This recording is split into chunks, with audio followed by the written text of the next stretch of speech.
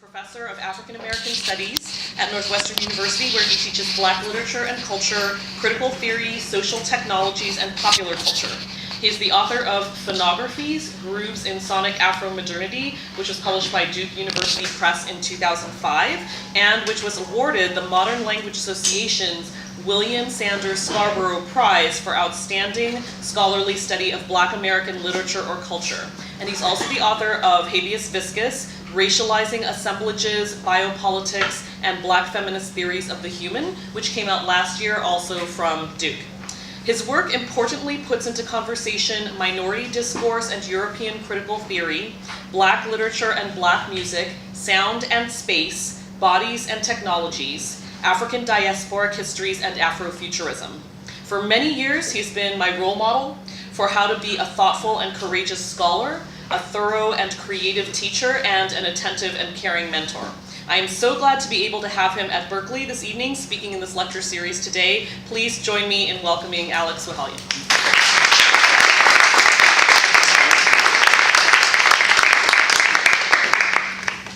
Thank you for that very nice, wonderful introduction. I can only hope to live up to it. So, can everybody hear me, first of all? Thank you for coming out this afternoon.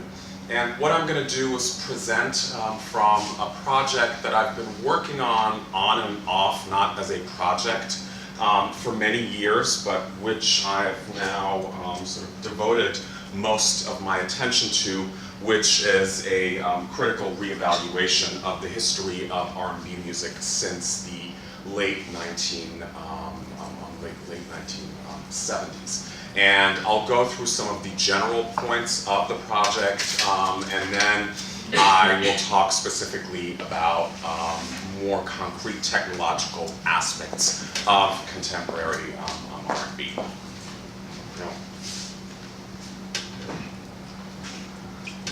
I should probably stand over here. So, this is a series of tweets by Solange Knowles from 2013, and one of the points that Solange was making was that there were all these music journalists writing about R&B, especially about the alternative kind, which is a problematic category in and of itself, without having any kind of idea about the history and the foundations of R&B music. And the way that that was read by many was as this form of racial protectionism, and clearly there's a racial dimension to it, but for me it also really highlighted the fact that there really is not any kind of critical discourse about R&B since the 1970s, so that if you go to the library, you'll find lots of studies of R&B or soul music from the 1960s, from the 1970s, from earlier periods, but there are hardly any studies devoted to this genre. And my basic question is in this: how did R&B music go from being the sign for blackness, black life, black struggle, to being this completely neglected and abjected genre of music? And these are just some of the arguments about recent history of R&B by Nelson George, The Death of Rhythm and Blues, and then by Mark Anthony Neal, Rhythm and Bullshit. And when I was recently teaching a course on the history of Black popular music, I actually had trouble finding enough materials to teach 2 sessions on R&B music, 1980s and 1990s and onward, that were not simply dismissals of the genre. And to be clear, I don't have a problem with critiques, but these critiques generally, as I said, tend to dismiss the genre wholesale, right? And it also gets coded in very, very specific ways in the aftermath of hip-hop. And one of the things, there's voluminous literature on hip-hop. There is such a thing as hip-hop studies, and not often enough is there an interrogation of how hip-hop is fundamentally dependent on R&B.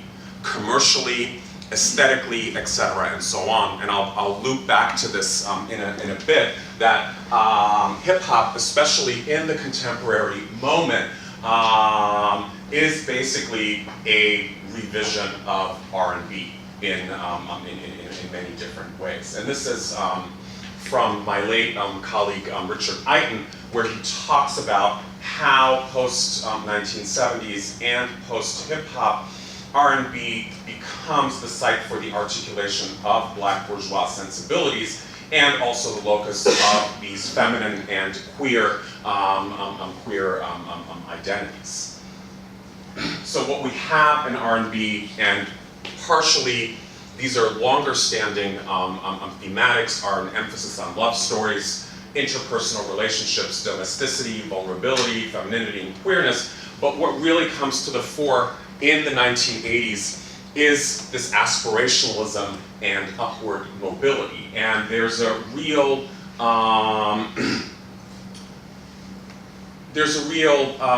connection between the rise of a particular version of the Black middle class and R&B styles, both in singing and in the visual iconography.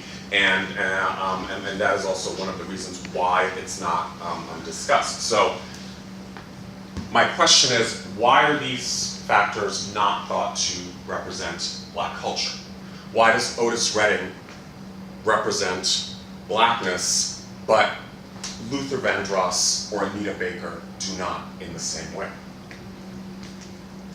And this is Daphne Brooks from an essay that links popular Black women's literature from the 1990s, the rise of that, and late 1990s R&B. And she makes a really important point here, how a desire and the politics of R&B, the interpersonal politics, get completely depoliticized in these discourses.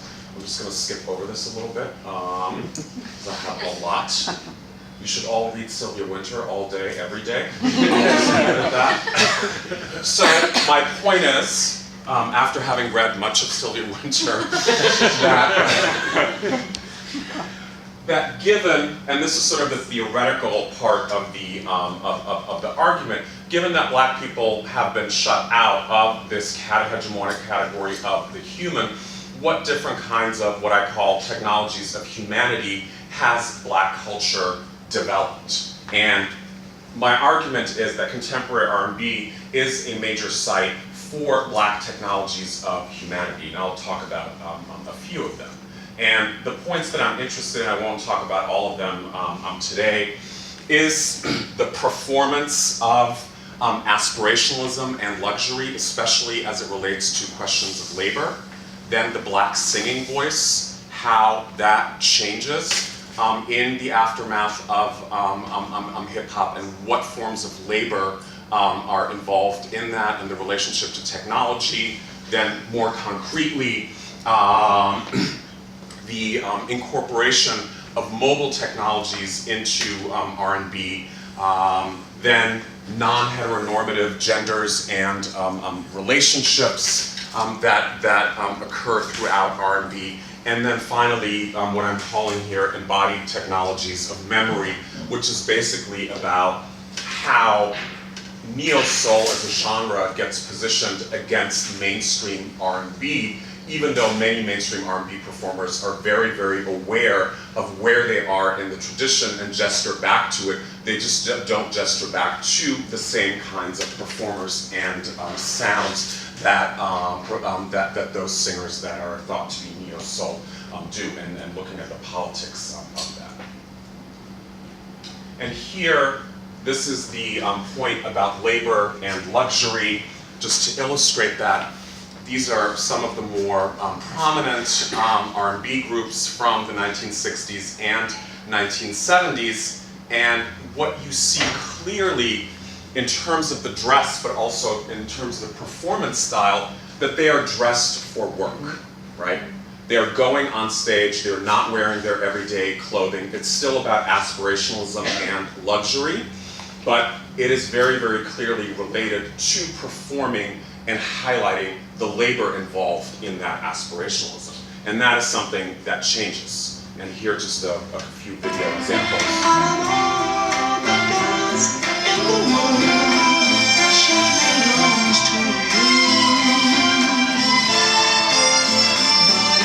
Just my imagination running away with me. It was just my imagination running away. Okay, another example. Again, very clearly visually distinguishing between the performer and the performance of What's left of this world? The world you left behind not so long ago. He's leaving, leaving. Oh, that midnight train is yours. Leaving on the midnight train. Yeah. Ooh. Said he's going back to a simpler place and time.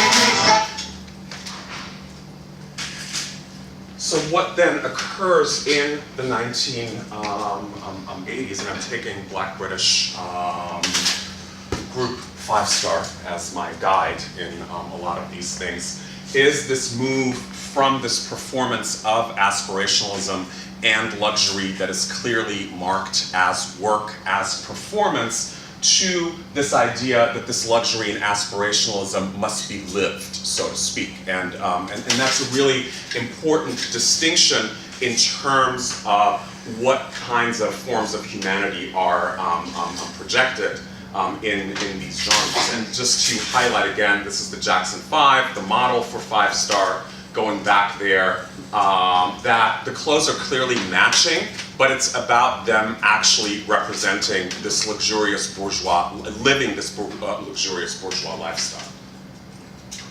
And here, a brief video clip. Take a look at me. I do a machine. Never would believe it. This can't be happening. Boxes that go beep. Headlights on you. Nothing on the keyboard. What's happening to me? And when the electricity starts to flow, the fuse that's on my sanity got to blow. System high, I never can get. Okay, so a few things. First, the emphasis on technology, not only as technology, but thinking about human relationships as deeply technological, then also in the form of addiction. And I'll talk about the voice aspect in a little bit, but that aspirationalism and luxuriousness is also performed through the way that it's sung, meaning that there's no longer an emphasis on the voice providing this strenuous labor in order to sing, right? And another example from 5 Star, which also contains many of the same features. You turn me on with the power of electricity. No, I can't get enough. Turn my voltage up. The stars touch, and I go crazy with desire.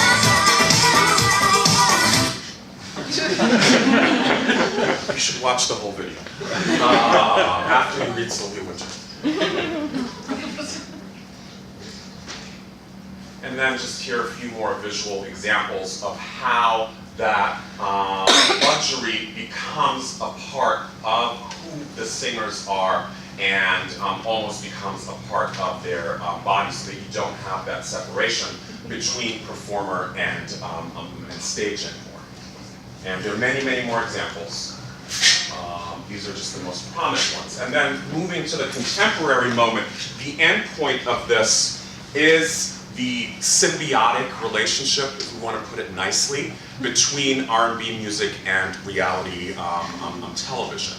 So that performers such as K. Michelle launch their careers, and in some ways it's the only way that they can launch a major career in R&B, especially for black female performers, through reality shows, because they're able to perform their personality for an audience that is then familiar with them, their personality, their performed one. And a few other examples, Fantasia, Jennifer Hudson, as well.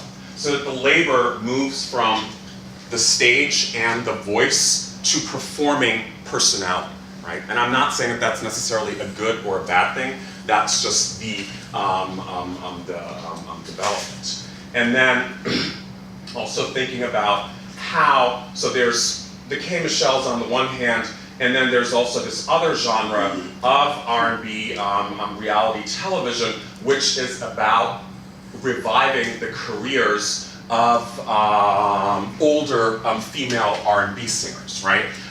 So that it's not only about launching careers, but if singers such as SWV or Shantae Moore, etc., and so on, want to have a career at this point in time, even though they've sold millions of records in previous eras, reality TV is the way to go, because that personality, that backstory, is what has become important. And this is one part of how the legacy of R&B is being reperformed. And this is just a quote from journalist Michael Arsenault, who talks about how R&B music has been saved by reality television, by giving especially these black female performers careers. So we get to The Voice, and traditionally the black singing voice has been distinguished from the speaking and writing voice in Western imaginaries, so that this stands for literacy, value, abstraction, art, masculinity, and whiteness, whereas the black singing voice, embodiment, nature, authenticity, femininity, and blackness. And because their black cultures have not had the same kind of access to both the speaking and the writing voice, the black singing voice has always held much greater value within Afro-diasporic cultures than in other cultures. So, and one of the things, looking at the history of different singing styles, that has really marked the black voice as black, and we were talking about this earlier in the seminar, about how certain sounds become coded as black or as white, is that the black singing voice has not hidden the materiality, the actual work it takes to sing, right? In fact, that is what has marked it as being particularly valuable, not only for black culture, but for the music industry and world culture writ large. And this is one of the examples of what I'm calling a technology of humanity. So thinking about not in the way that the black singing voice has changed as only a story of decline, but how is humanity being performed differently in these other singing styles. And I'll play you two examples from the 1980s to illustrate this. I'm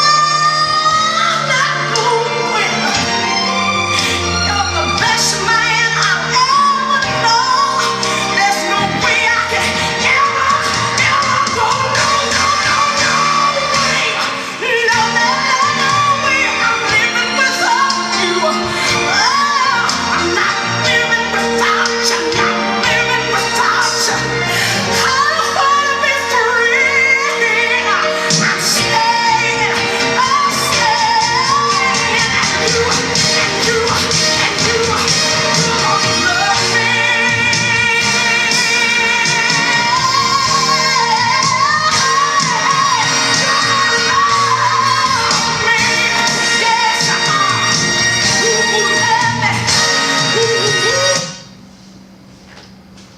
we get to Whitney.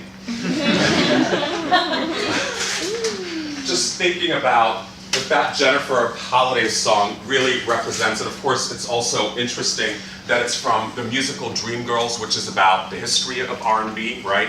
But that it really represents a certain endpoint in terms of that particular churchified, grainy and melismatic style of singing, because these singers that emerge in the 1980s will, even though being well within that tradition, sing differently. And I'm really interested in what that difference means without disqualifying it. How will I know? Don't trust your feelings. How will I know? How will I know? Love can be deceiving.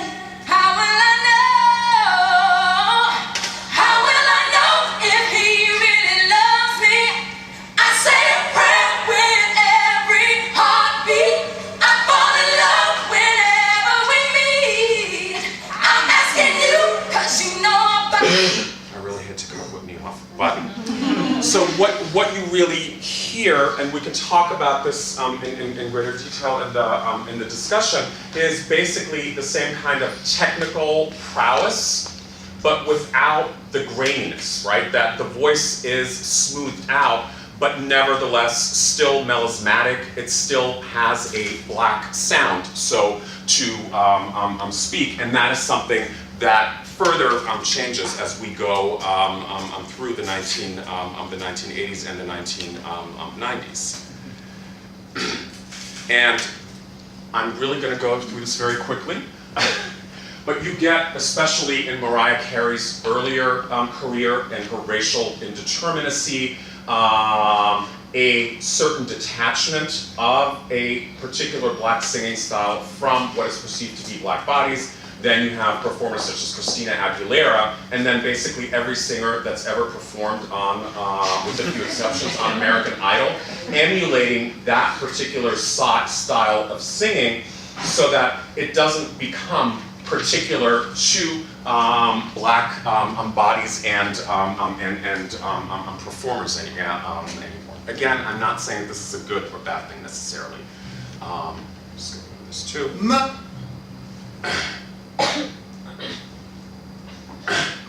And one of the things that has occurred in R&B is that R&B singers have found all these different other ways of performing technical vocal prowess, so that there's, you know, this dividing, this blurred line between singing and rapping. Double time singing, also used late in her career by Mariah Carey, but of course also pioneered by Destiny's Child, and then the use of vocoder and auto-tune as an art form. And that it really goes against this naturalism. And I also want to highlight that when you hear someone such as a singer such as Jennifer Holiday perform, it's most of the time coded as something natural, but it's also important to hear that as art, as technology, and actually not about naturalism at all, right? And the way that I'm reading auto-tune is that it is a technological instantiation of melisma and soulfulness, right? It's not a complete shift, but a lot of what marked a certain style of singing has gone to experimenting with auto-tune. And here, just give you an example, Mr. Auto-Tune.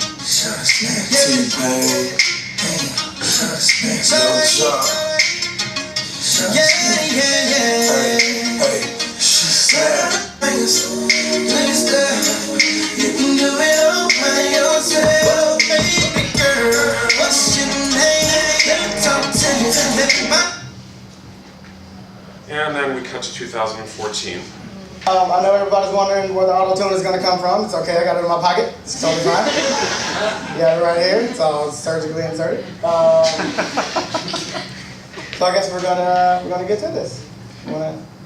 Let's get to it.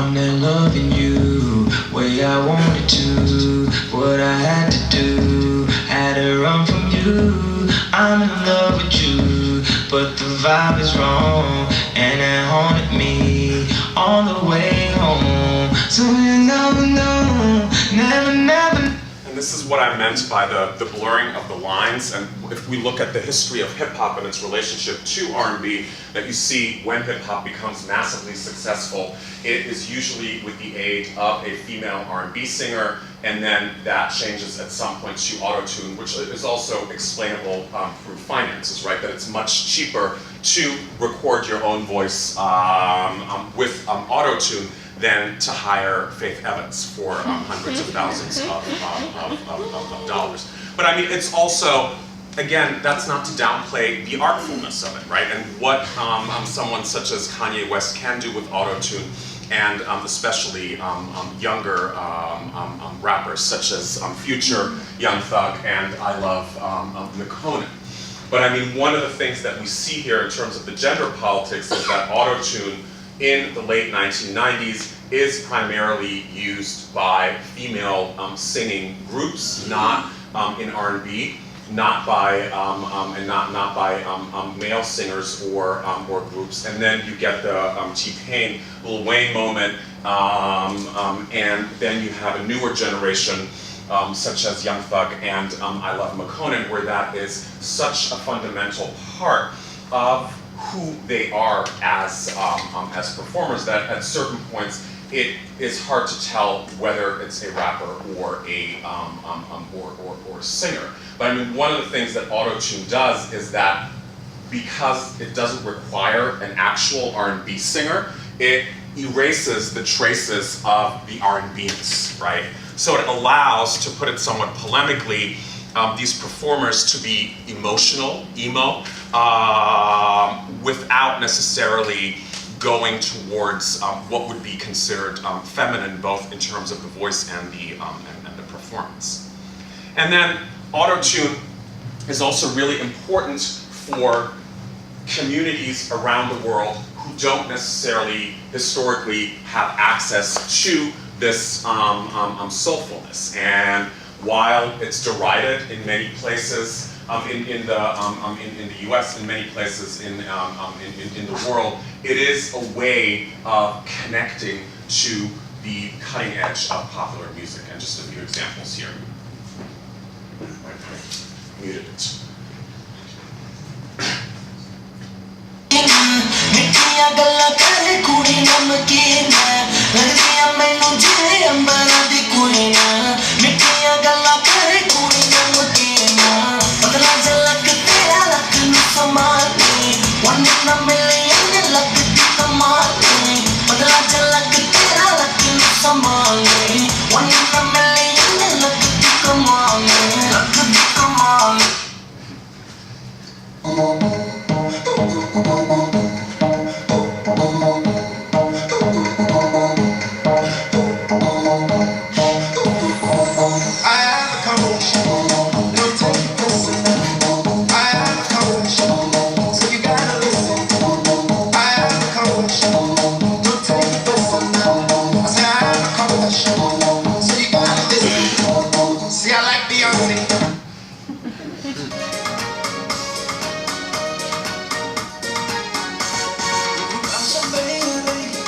And this, by the way, is my cousin, who, with his brothers, has a group where they take Somali music from the 1970s and sort of update it with newer beats and with auto-tune. And now we get to technological gadgets.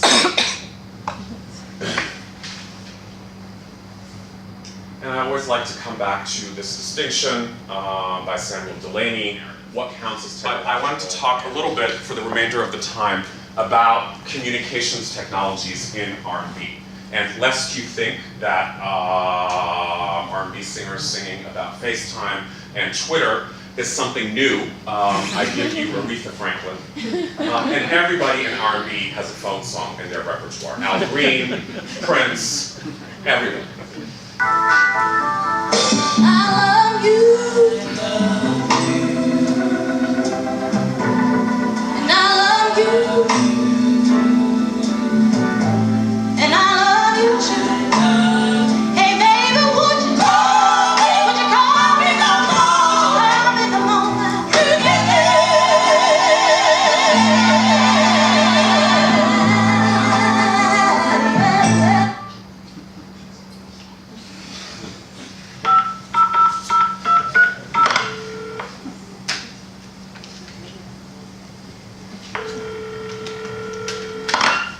Kim. What? What's wrong, Bob? I couldn't get through. What'd you say? I couldn't get through. I don't know. Either she's not home or there's something wrong with my phone. Well, just try it again, that's all. Yeah, she's gotta be there. Yeah, man, I don't think there's anything wrong with your phone. Maybe you just dialed the wrong number or something. Well, just call her again, Bobby. She gotta answer sooner or later. Yeah, she's got it. I'll call her.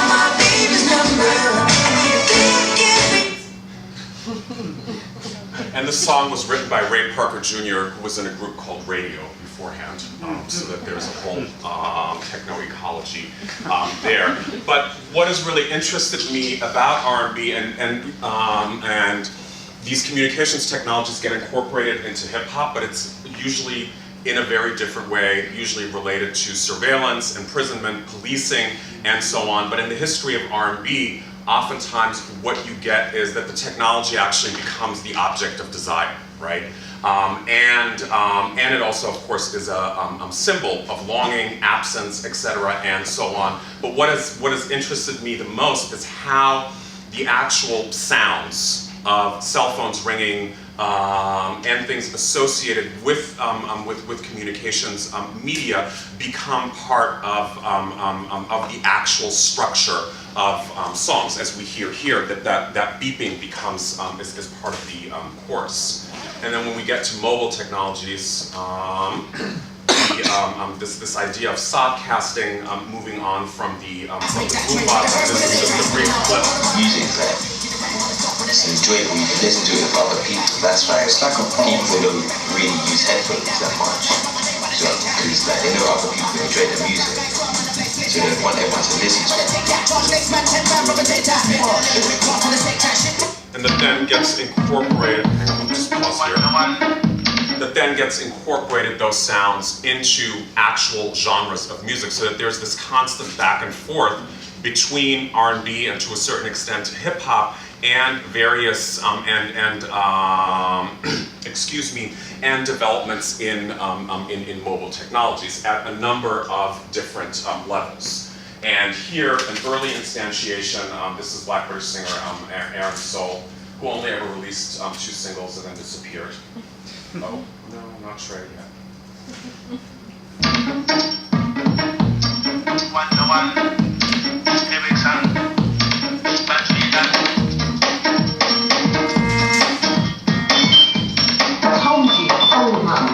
Hello?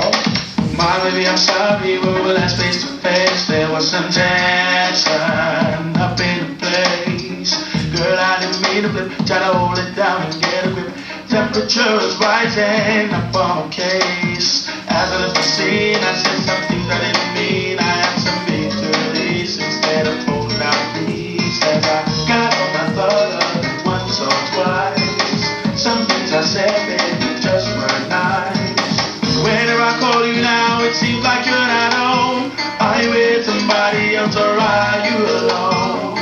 Why don't you call me like I wish you would, like I think you should? That's why I'm sitting here listening. Ring, ring, ring, my cell phone's not ringing. I really want you to call me, why don't you call me like I promised you would? Ring, ring, ring, your cell phone keeps ringing. And please note that the cell phone either does not ring enough, or rings too many times. There's never enough, right, on either side. Or there are too many text messages from the wrong person on the phone. I mean, there's the whole aspect of interpersonal surveillance too that gets played out in many R&B songs. I love Fisher Price. 804-335-005. LOL, smiley face. LOL, smiley face. 4-335-005. LOL, smiley face. LOL, smiley face. Just text me, say she wanna sex me. LOL, smiley face. LOL, smiley face. Try to send a tweet, say you wanna get this. LOL, smiley face. LOL, smiley face.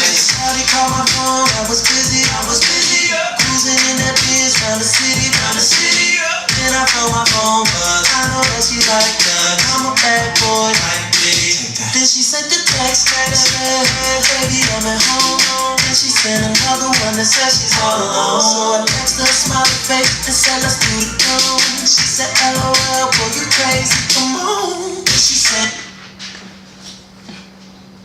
So here, the lyrics, and one of the things that, that I've been working through is this interface between speech and writing and how mobile communication and what is referred to as textese, thinking about David Crystal's work on this, as a kind of digital vernacular, right, a digital creole, how that is humanized by not only being incorporated into R&B lyrics, but by being repeated and musicalized, right? That it's not only the fact that he's saying LOL smiley face, but that he's singing it. And so that it's much more, it's about the LOL smiley face, but it's also about how it sounds when Trey Songz is singing that, and what kinds of effective intimacies that creates with the with these technologies. And here, a more recent example.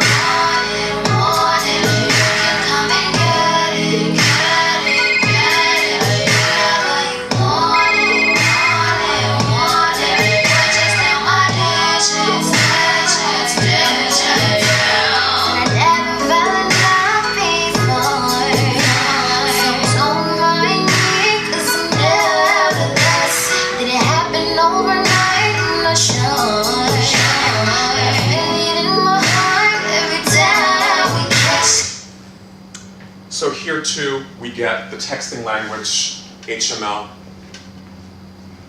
hate my life, the mono ringtone sound that is now synonymous in these songs with cell phone ringing, and then the cellular communication as an index of desire and longing. And so in this translation of a primarily written vernacular textese to song and speech, that they function as these symbols of mobile electronic communication, but they also perform this labor of enculturation, of actually theorizing and providing listeners with a how to interact with these with these machines. And here, I think this is the final example. Oh yeah. It has everything. Yeah. So yo, this is a real ass problem, and it should be taken seriously. Okay. Yeah. So hey, listen, babe. Since you've been dating your phone all day, why don't you come back down to earth? You spend too much time in cyberspace. Okay, this shit's lame. FaceTime's the only way I get laid. So get off your phone or leave me alone. Yeah, that would be great. Do me just one thing. What's that? Put that phone down and look at me. I wanna love you, but you rather tweet. I wanna love you, but you rather love that screen. Never have I been so green. So green. But how could I be jealous of this scene? I got a man who would never leave.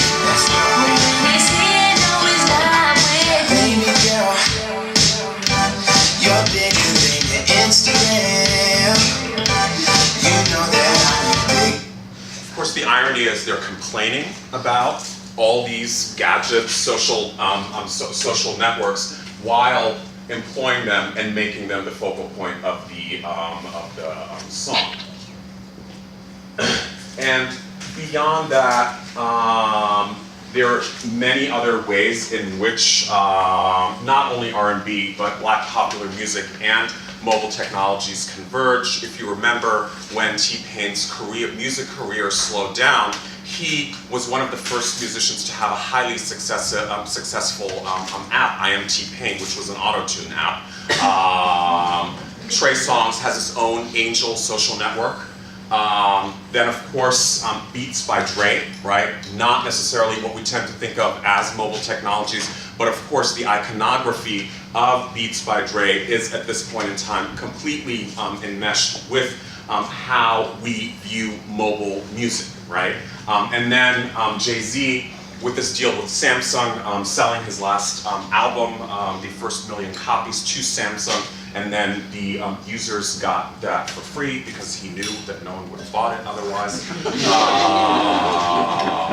And then, of course, the more recent title, streaming, music streaming networks. So you get all these different ways in which Black popular music and digital technologies, apps, etc., and so on converge constantly. One thing that I want to incorporate more forcefully into the project is the I don't want to call it the material aspect because there are a lot of other material aspects to it, but the political economy angle about the Colton trade and how that inflects the production of mobile gadgets. And what really, looking at how these mobile technologies appear in R&B, what is really significant about it for me is that they really highlight the sort of ineffable, haptic, aesthetic, effective features and relationships that many of us have to technology, but that is usually not part of how it is theorized. And then if we look at it, so it's that moving away from the content and communication to these textual and haptic parts of the machines, which then, and this is why I said it's a how-to guide, really become a part of the machines themselves. And when I say machines, for me machines, they don't really exist outside of the networks and relations that users, producers, consumers, etc., and so on have with them. And so that it really becomes a part of their everyday appeal. And because I'm thinking in the larger project through this question of labor, right? Not only in terms of work, the work of producing cell phones, but the kinds of labor that go into singing, that go into performing a lifestyle and a personality. What I'm thinking about here is what kind of technological labor is R&B music performing in relationship to these mobile technologies. And this inculturation, making mobile technologies or other technologies part of everyday life, the humanization of mobile technologies, how can we look at that as a form of labor and also an embodied and relational theory of mobile technologies? That's it.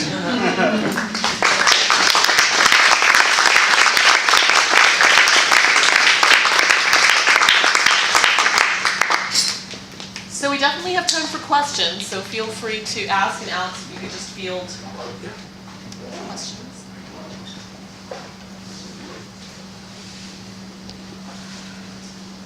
What do you think will happen next in terms of the labor of the Black voice or the Black body in maybe in music or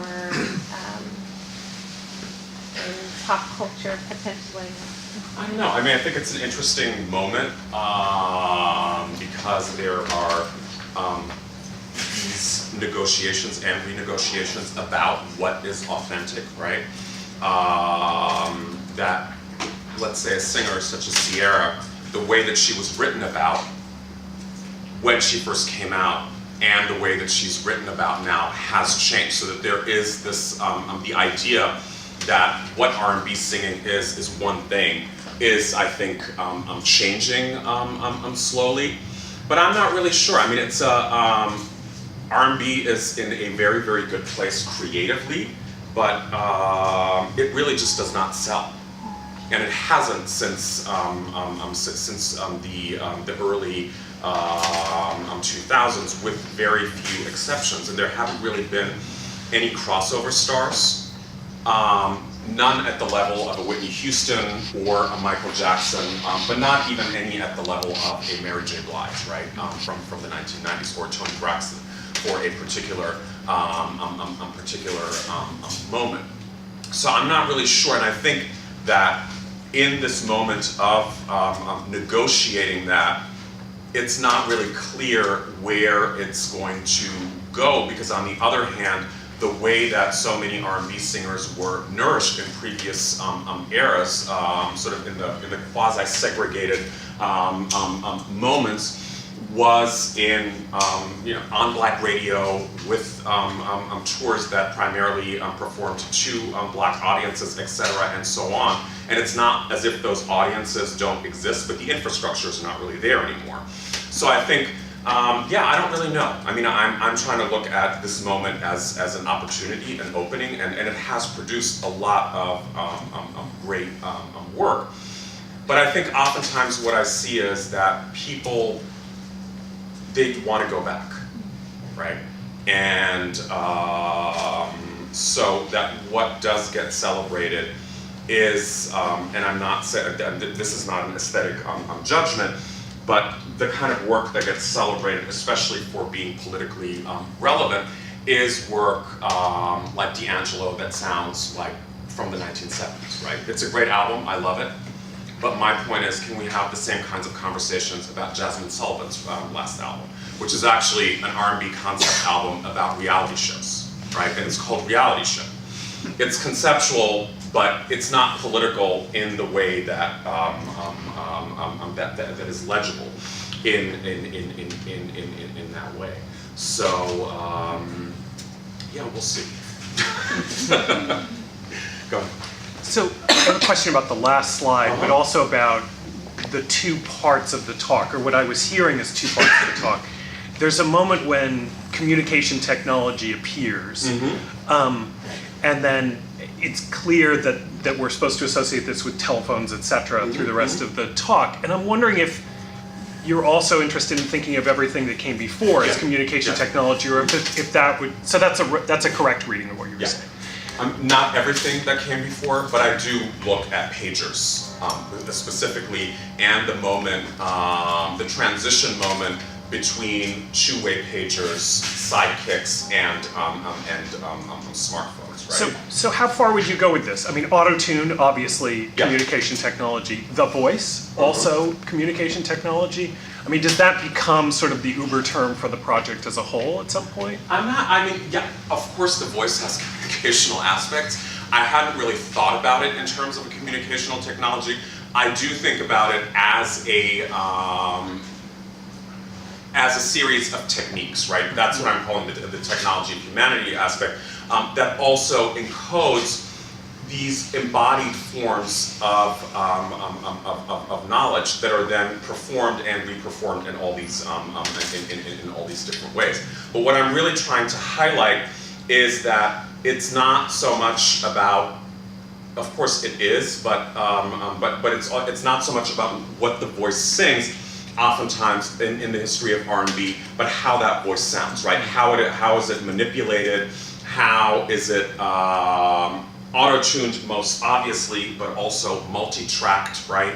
And so on. And you could even go back in the history to those singers that are considered to be non-technological and the most authentic, and very often they also made extensive use of various technological aspects to highlight their voices, and both in terms of the studio, but for instance, Aretha Franklin refuses to perform in air-conditioned rooms because that is horrible for her instrument, right?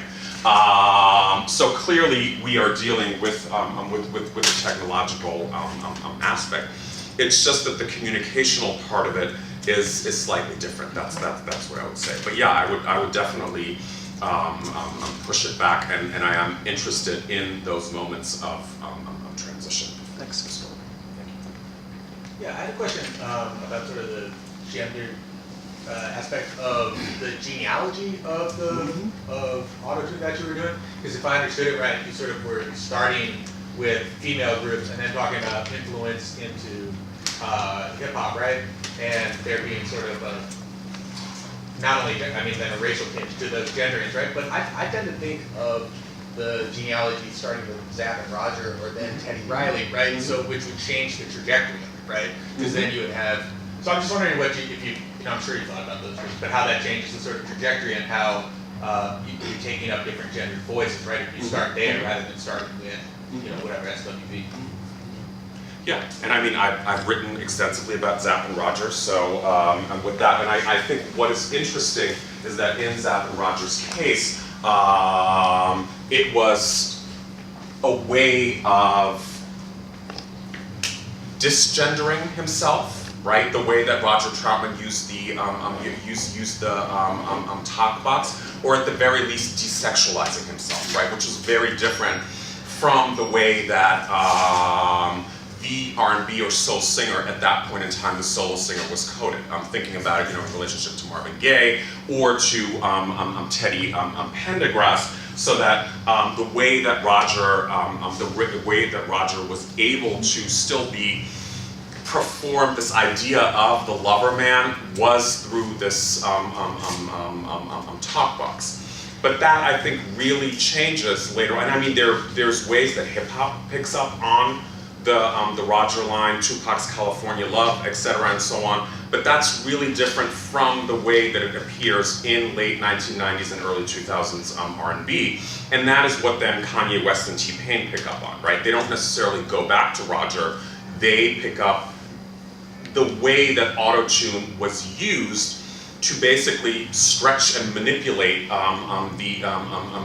these voices of SWV or 702 and those kinds of or 3LW, those kinds of performers, and really go with that aspect of it. And but like I said, that oftentimes happens as a replacement for a Selena Johnson or a Faith Evans for the female singer. So I think, yes, of course they're there, but it is it's picked up in a really different kind of in a really different kind of way. And I'm still, I mean, I'm really in the larger thing at the beginning of thinking about all these questions, because I think on the one hand, there is a way in which, with Kanye and Young Thug and Future, it allows them to move away from a certain idea of masculinity that was dominant in hip hop for quite some time. But on the other hand, it's also about asserting control and dominance, right? And it's about not acknowledging the work that those female R&B groups did, right? So that Kanye West can talk about all these other singers, but not necessarily those that came that came directly before him. And it's also that T-Pain is completely derided for having overused, even within hip hop and R&B, for having overused and been so singularly focused on the auto-tune. So there's a lot of messiness going on, but I do think that the gendered aspect of it does not really go back to Roger in the same way that that it did with some of the earlier invocations in the 1990s before it kind of became a dominant. So, thank